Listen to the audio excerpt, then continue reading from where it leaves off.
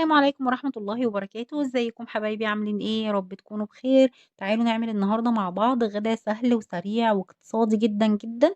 هتعملي غدا لعيلتك كلها بربع كيلو لحمة مفرومة وكيلو بطاطس. اللحمة المفرومة طبعا من الأكلات اللي بنقدر بكمية قليلة منها نعمل أكلة كاملة. وكمان لو انت عايزة تضاعفي كميتها، في مكونات كتير جدا بتضاعف اللحمة المفرومة وبتخلي لك الكيلو يبقى 2 كيلو وأكتر كمان. بإذن الله الفترة الجاية هنعمل منها وصفات كتير جدا، بما إننا كلنا بندور على أكلات اقتصادية ووصفات سهلة وبدايل للبروتين الغالي. فهنعمل وصفات كتير من اللحمة المفرومة، وهقول لكم ازاي نضاعف كمياتها بحاجات مختلفة، على اساس ان انت لو ما بتحبيش مكون تقدري تشوفي البديل بتاعه اللي بتحبيه وتضاعفي بيه اللحمة المفرومة.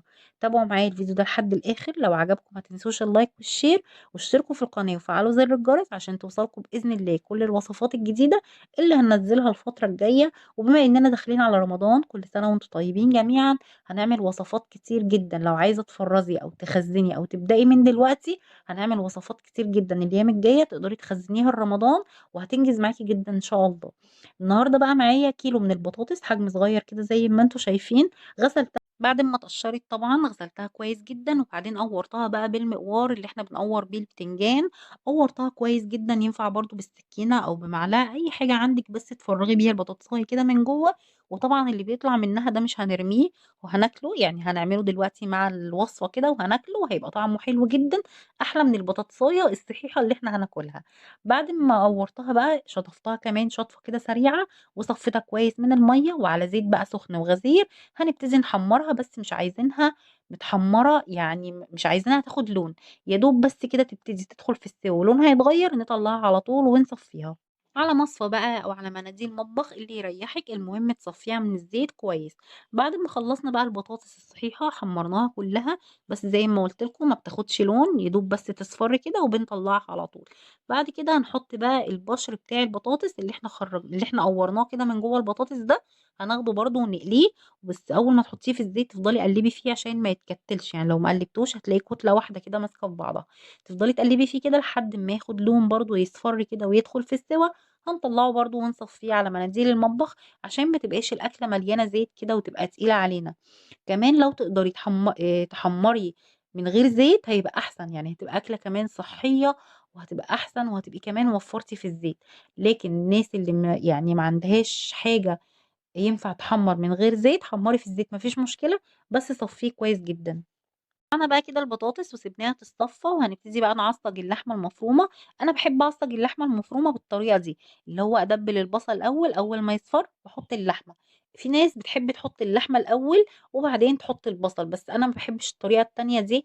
بحس البصل طعمه باين قوي في الاكله، فالطريقه اللي انا بعملها دي البصل ما بيبقاش باين طعمه قوي لما تخليه يدبل كده وبعدين تحطي اللحمه. طعم البصل ما بيبقاش باين قوي زي الطريقه التانية، فالطريقه اللي تريحك اعمليها. انا هنا هعصج نص كيلو من اللحمه المفرومه، بس مش هستخدمها كلها. بعد ما اللحمه تستوي وهضيف لها الملح والتوابل وكل حاجه، هشيل نص الكميه وهستخدم ايه، ربع كيلو. يعني انا هستخدم في الوصفه دي ربع كيلو من اللحمه المفرومه. اول ما البصل كده بيدبل بنزل بقى باللحمه المفرومه وافضل اقلب فيها، ما بحطش ملح ولا فلفل ولا اي توابل دلوقتي الا لما اللحمه تشكشك كده وتستوي. هفضل اقلب فيها لحد ما تستوي وبعدين نحط التوابل بتاعتها. زي ما انتم شايفين كده اللحمه اول ما بتبتدي تشكشك كده تسمعي صوتها وتستوي، بنضيف لها بقى الملح والفلفل والتوابل. انا بحط ملح ابيض وفلفل اسود وتوابل لحمه او 7 بهارات، يعني عندك توابل لحمه ماشي، عندك 7 بهارات مفيش مشكله. وكمان بديها رشة بابريكا كده، بتفرق جدا في اللون، بتخلي لونها حلو. يعني هي بتضيفش اي حاجة للطعم خالص، بس بتخلي لون اللحمة حلو.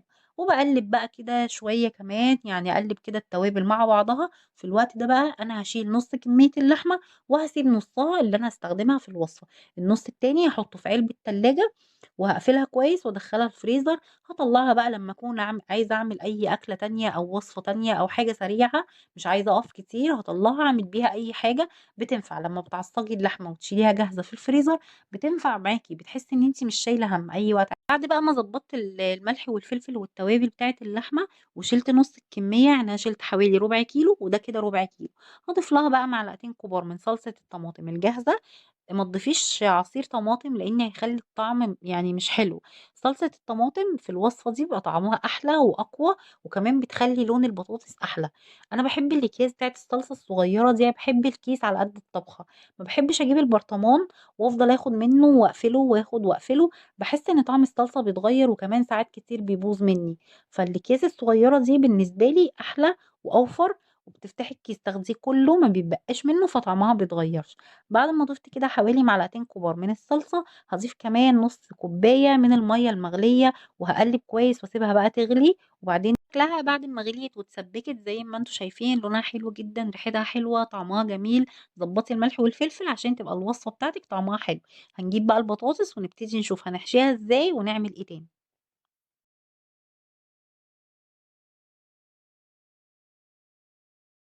جبت البايركس بتاعي ده، تقدري تستخدمي صينية فرن عادية أو طاجن أو أي حاجة يعني بتدخل الفرن. هنحط فيها البطاطس المبشورة اللي احنا حمرناها. مش محتاجين خالص ندهن زيت أو ندهن أي حاجة، لأن البطاطس اللي متحمرة دي فيها زيت، فمش هتلزق ما تقليش. بعد كده هنضيف لها معلقتين كبار من اللحمة المفرومة والصلصة، وقلبي كويس جدا، وافرديها بقى كده في الطاجن. عايزة أقولك إن انت هتسيبي البطاطس الصحيحة وتاكلي من الخلطة دي، طعمها تحفة. أنا ما باكلش غير اللي تحت ده، يعني هما بياخدوا البطاطس الصحيحة وانا باكل بقى اللي تحت ده، طعمه يجنن. جربوا الوصفة دي بإذن الله هتعجبكم جدا جدا.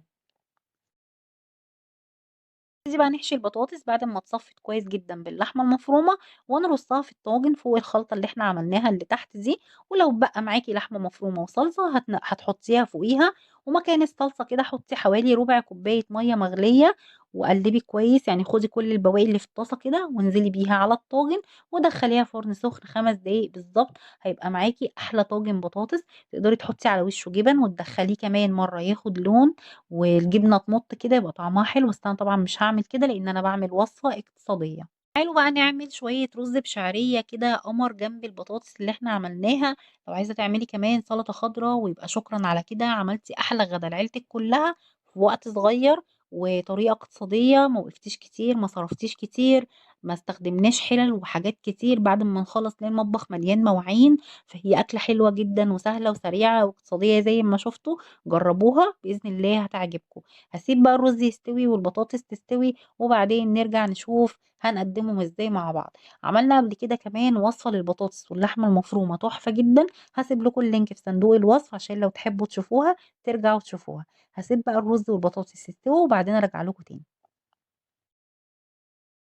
وهنا بقى الرز استوى ومفلفل وجميل زي ما انتوا شايفين، والبطاطس كمان استوت وبقت ريحتها وطعمها تحفة. تقدري تحطي على وشها جبن زي ما قلتلك وتدخليها تاخد لون. بس احنا بنعمل وصفة اقتصادية للناس اللي بتدور على اكلات اقتصادية، عشان كده ما حطيناش اي جبن ولا حطينا اي حاجة مكلفة. هتحطي بقى لكل واحد طبقه والرز بتاعه وجنبه البطاطس. لو عاملة سلطة خضراء تحطي له بولة صغيرة كده سلطة خضراء. وشكرا على كده، احلى غدا سهل وسريع واقتصادي. ما وقفتيش كتير، ما بهدلتيش حواليكي. اللي عايز حتى يقوم يعمل طبقه لنفسه سهل جدا، ما فيش اي حلل كتير ولا حاجة يعني صعبة. وصفة حلوة جدا.